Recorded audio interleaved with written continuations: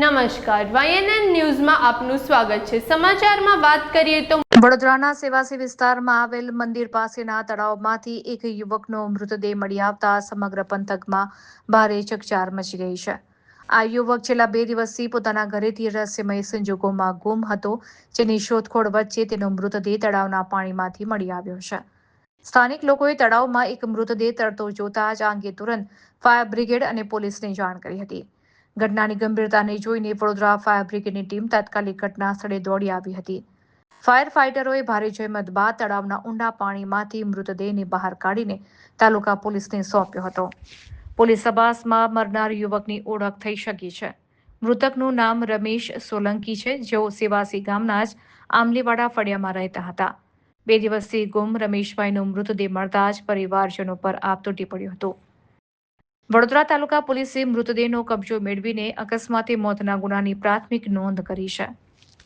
મોતનું સાચું કારણ જાણવા માટે પોલીસે મૃતદેહને પોસ્ટમોર્ટમ અર્થે ગોત્રી હોસ્પિટલ ખાતે ખસેડ્યો છે। યુવકે તળાવમાં કૂદીને આત્મહત્યા કરી છે કે પછી પગ લપસી જવાથી ડૂબી જવાથી મોત થયું છે તે દિશામાં પોલીસે આગળની કાયદેસરની તપાસ હાથ ધરી છે। મને શું બનાવ બનેલો અહીંયા આગળ?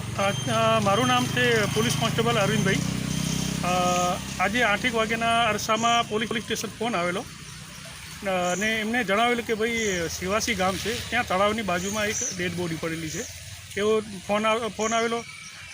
પોલીસને અમને જાણ કરતાં અમે તાત્કાલિક સેવાસી જઈ તળાવ પાસે જઈ અને જોયું તો એક ઈસમને પાણીમાં તરતી લાશ જોવામાં આવેલ અને ત્યાં ઘણા બધા ગામના સ્થાનિક લોકો પણ ત્યાં હતા અને આજુબાજુ પૂછા કરતાં તેમના સંબંધી નારાયણભાઈ એમને જણાવેલું છે કે જે આ મરણ જનાર છે એ અમારા સાડુભાઈ છે અને ત્યારબાદ તાત્કાલિક ફાયર બ્રિગેડ બોલાવી